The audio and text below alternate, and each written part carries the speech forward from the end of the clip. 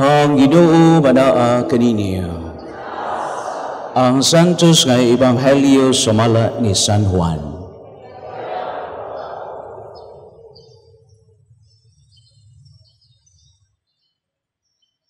Si Jesus mingon sa iyang mga tinun-an, "Ako ang maayong magbalantay sa mga karnero.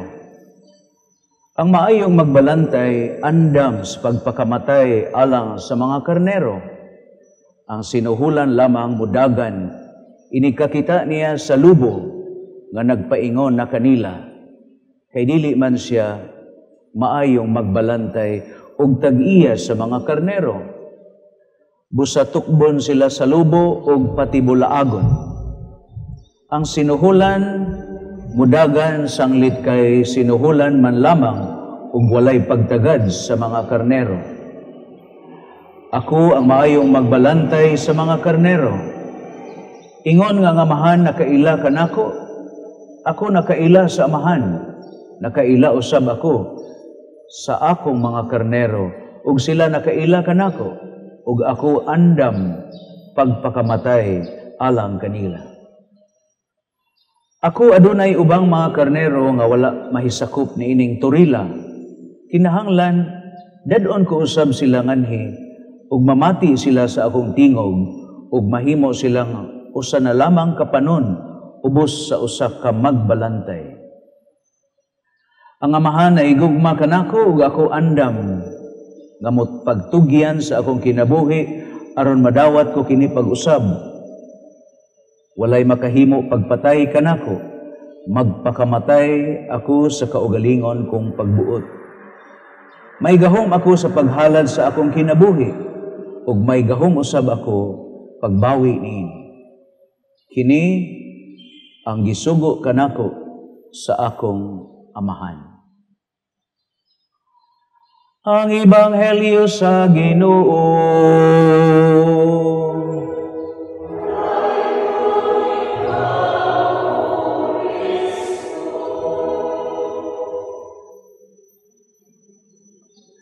Niya nausab kita sa atong matag Domingo nga misa alang sa mga masakiton. Nagihatod kanato sa maayong kabubuton sa mga kamadrihan sa St. Paul Missionaries nga ang ilang balay anaa manukad dinhi sa Jones Avenue sa Cebu City. Daghan nagnunot niining atong Sibya pinaagi sa telebisyon kining atong Sunday Healing Mass. Malipay ta nga makadungog nga ang mga binilanggo diha sa atong provincial jail nagnunot pud sila, so maayong buntag ninyo dihang mga binilanggo natmong mga igsoon.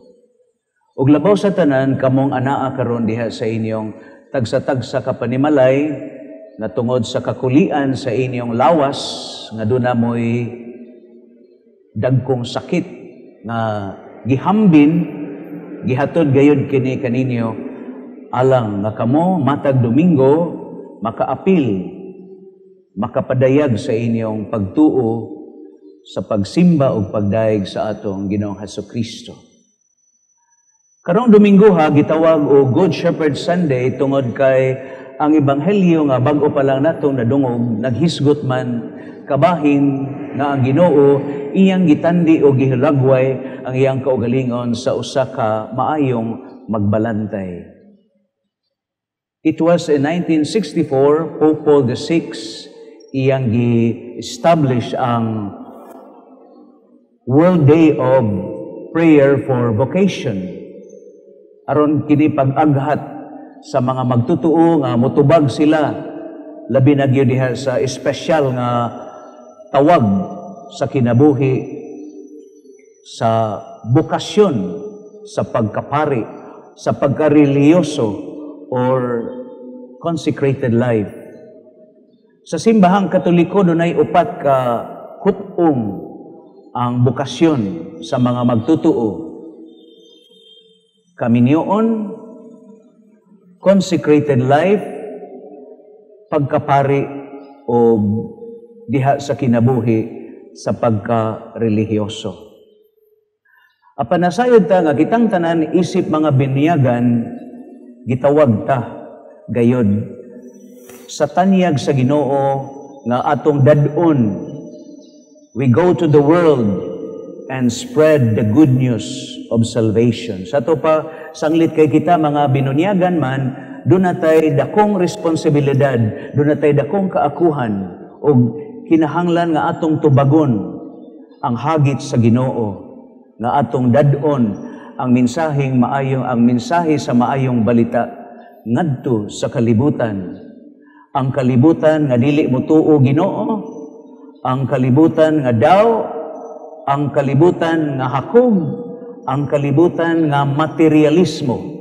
Mao kini ang atong hatdan, atong tanyagan, tagaan sa mensahe sa maayong balita sa kaluwasan. Mga igsoon, ang atong pagkabinunyagan, kada usa nato, mahimo usad kitang o giisip usad kitang mga maayong magbalantay. Kay kada usa nato dunay mga tao nga gipiyal kanato sa atong kinabuhi aron diha nga kita isip mga binunyagan, isip kita nga mga magtutuo, ato silang bantayan nga makadungog unta sila sa hustong tingog sa atong maayong magbalantay. Akong paningkamutan nga itanyag ug unsa may mga karakteristik sa usa ka maayong pangulo. First of all, to be a good leader, o kita isip Katoliko Kristiyanos man, ang atong hubad sa pagkapangulo mao ang pagtamod sa servant leader. Pangulo siya apan siya usa ka ulipon nga pangulo. Sa to pa mualagad, iyang ihatag o ihalad ang iyang tibuok kinabuhi alang sa mga tao nga gisangon sa iyang pagkapangulo. So para nako unsa may nindot nga batasan o kinaiya sa usa ka maayong pangulo. A good leader must always lead by love, motivated by love. But what kind of love? Of course, kay mga Kristiyanos man ta, kanang gugma nga sumagyod ni Kristo, kanang gugma nga gikan ni Kristo, ang gugma nga mahibawong mosakripisyo, ang gugma nga kahibawong muantos. So ang usa ka maayong pangulo, kinahanglan magasukad gayod ang iyang pagpangulo diha sa kinaiya sa gugma. Tungod kay kanang gugma dili man na tapulan. Nya ang gugma dili na kapuyan. Ang gugma kanunay gyud niyang buhaton ang tanan alang sa kaayuhan sa iyang hinigugma. Mao na nga ang usa ka maayong pangulo sanglit kay siya minanduan man o gisugo man sa gugma, mo nang mahibaw gyud siyang musakripisyo, muantos tungod og alang sa iyang mga panon. A good leader must always lead by example. Dili pinaagi sa pulong, kundili ang iyang kinabuhi mismo, ang iyang mga lihok, ang iyang mga buhat, lanog kaayo, aron nga ang iyang panon mununot niya ug mutuo sa iyang maayong ihemplo, isip siya maayong pangulo. Nadinhis ming Danilya tingali nakamatikod mo nga inighuman ako og misa, muduol ko sa atubangan, unya akong paduolon ang mga bata. Ako ning gihimo sa bag-o pa kong pari. Nga ako gyung tawgon ang mga bata aron sila muduol sa altar og muamin. Unsa may katarungan? What is the reason behind why after the Mass magpaamin man kus mga bata? Indot kaayo ang nahitabo tungod kay sa katuigan sa gitason o sa gidugayon sa akong pagkapari, akong ikahibalag ang mga bata nga nanagko na sila ug di gyud sila malimot. Nasa gagmay pa sila, mudagan sila atubangan sa altar ug muamin sila ug it lived an imprint, an interpretation sa ilang kinabuhi. Nga kadtong maong yano kaayo nga buhat nga magpaamin ko nila, hangtod nga sila nga nadagko, nakahatag tog dako kaayo nga influensya sa ilang pagtuo sa Ginoo, mga igsoon. And for me, that is an example that we can lead people by our example, not by words, kundili ang atong mga binuhatan, simple gesture of goodness and kindness, attention, makapadani sa panon sa mga tao nga gisangon kanimo ngadto sa kinabuhing matarong. So a good leader must always lead by good example. Ikaduha o ikatulo, a good leader must always be available. Sa kanunay, kana bitaw ang giingon sa kanta, what is love without time? So kay ang imong pagkapangulo nahasukad man sa gugma, mao na nga ang tinuod nga gugma muhatag gyud siya panahon sa iyang mga sakop. Availability. Dili anang panultihon ba nga sayon duolon pero lisod pangitaon. Sayon untang duolon pero hastang lisura pod pangitaon, mga igsoon. Meaning, a good leader must always have the time. Ang iyang presensya, ang iyang panahon alang sa iyang mga sakop. A good leader must always have the right vision or direction sa iyang pagkapangulo. Nga siya as a good leader, mag-una gid siya diha sa iyang pagpangulo. Ngano man, kay tataw, klaro kaayo ang iyang padulngan. Sanglit kay kita mga Katoliko, Kristiyanos man, ang atong giya sa atong padulngan, of course, the Lord Jesus Christ Himself claimed that He is the way and no one comes to the Father except through me. So sa to pa, ang usa ka pangulo, nakahibaw siya asa siya padung, kay wa man gid niya ilingiw, wa man gid mawa ang iyang pagtan-aw diha sa atong maayong pangulo, ang maayong magbalantay nga mao ang atong Ginoong Hesukristo, mga igsoon. So ang usa ka maayong magbalantay, doon na siya'y padulngan, doon na siya'y maayong panglantaw. Mao na nga sa atong pagkakatoliko Kristiyanos, salamat tungod kay ang Ginoo naghatag kanatog maayong panglantaw, maayong paingnan. Kay lagi niingon man siya, I am the way. Ang nakanindot pod aning pag-ingon sa Ginoo nga I am the way, wa ta niya pasagdi nga ilang gitudlo sa iyang kamot simod ang agianan, kundili Jesus Himself becomes the way. He is the way. Sa to pa, sama sa gimugna sa atong Santo Papa, ang Synod of Synodality, walay maguna, walay maulahi, magdungan tagpanaw. Ug ang atong panaw, tataw og klaro kaayo, tungod kay ang atong agianan, si Kristo man ang atong agianan. Ang usa ka maayong leader, doon na siya empathy. Panahon sa paghilak, mohilak siya. Panahon sa kahudyaka, makighudyaka siya. Panahon sa kalipay, duyog siya sa kalipay sa iyang mga sakop. Doon na siya kasing-kasing, doon na siya pagbati sa iyang mga sakop, mga igsoon. Ug ang katapusan nga para nako, ang karakteristik sa usa ka maayong leader, doon na siya relasyon, doon na siya intimate relationship with his constituents, sa mga tao nga gisangon kaniya, mga igsoon. Kana bang iyang yung tahoron ang dignidad sa matag tao, kay para sa usa ka maayong leader, a Christian leader would always consider his constituents as the living image of God. Mo nang iyag yung tahoron, ang dignidad, respitaan yun niya.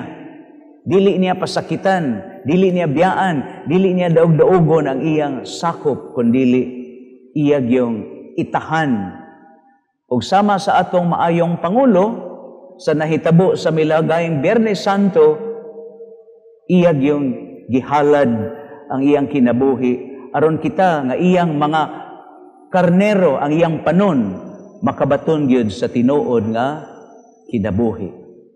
So salamat niining atong pagsaulog sa ikaupat nga Domingo sa pagkabanhaw sa Ginoo, tungod kay gipahinumduman ta nga si Kristo ang atong maayong magbalantay, kanunay gyud siyang nag-agak ug naggiya kanato sa atong panaw sa kinabuhi.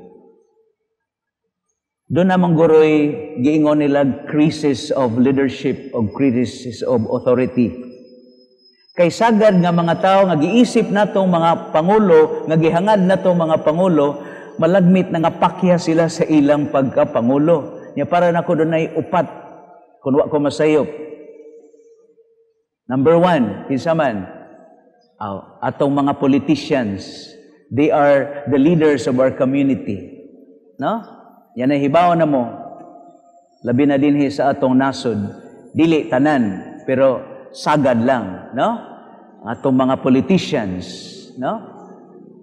Nanagan sila, dili lang aron pag-alagad, kundi gihimong negosyo ang ilang pagkapolitiko. Ikaduha, kinsa man? Mga pulis. Bantay sila sa kalinaw, gitagaan sila natog armas, aron ang ilang armas pagpanalipod nato. Kita na ilang gipanalipod, kita may ilang gipamusil. Adili tanan, no? Ikatulo, nga P, professors, dili sa lagi gihapon tanan, no? Ang atong mga magtutudlo, mga igsoon. Ikaupat, kinsa man ang ikaupat nga P, atong mga kaparian, mga pari, priests, no? Pakyas, tungod kay sila nga maayong giisip nga atong magbalantay, apan adunay kapakyasan nga nahimo ang mga pari. Ikalima, thrilling ka ini. Sa maning ikalima, nga dunay authority, crisis and authority, nga igsoon. Parents, no? Ginikanan, nga igsoon. Nga nahibaw gayud kita nga ang tanan magasukad gyud diha sa ginikanan, ang pag-umol sa usa ka tawo magasukad gyud diha sa ginikanan.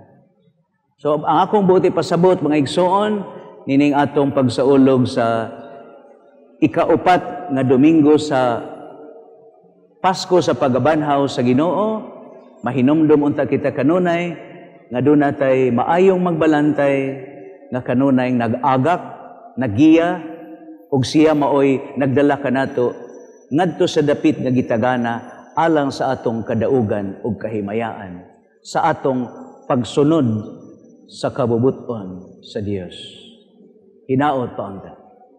Pahimudsan ko na lang ning higayon nga kamong nagnunot og nananaw, miapil og misalmot nining santos nga Eucharistia alang sa masakiton, among ipahibaw kaninyo nga dinhi sa Archdiocese Shrine of the Immaculate Heart of Mary sa Mindanilla. Doon na may mga kalihukan sa matag unang bulan, sa matag unang Sabado, sa matag buwan. First Saturday devotion. Ang una, idapit mo namo kung mahimo nga mukuyog mo sa penitential walk. Matag alas 4 sa kadlaw. Inig Sabado. Unang Sabado sa matag bulan. Ang tuyo ani atong gitubag o gitagaag pagtagad ang hangyo sa mahal nga Birhen Maria for the conversion of sinners. pagpenitensya alang pagkabig sa mga makasasala balik ngadto sa Dios.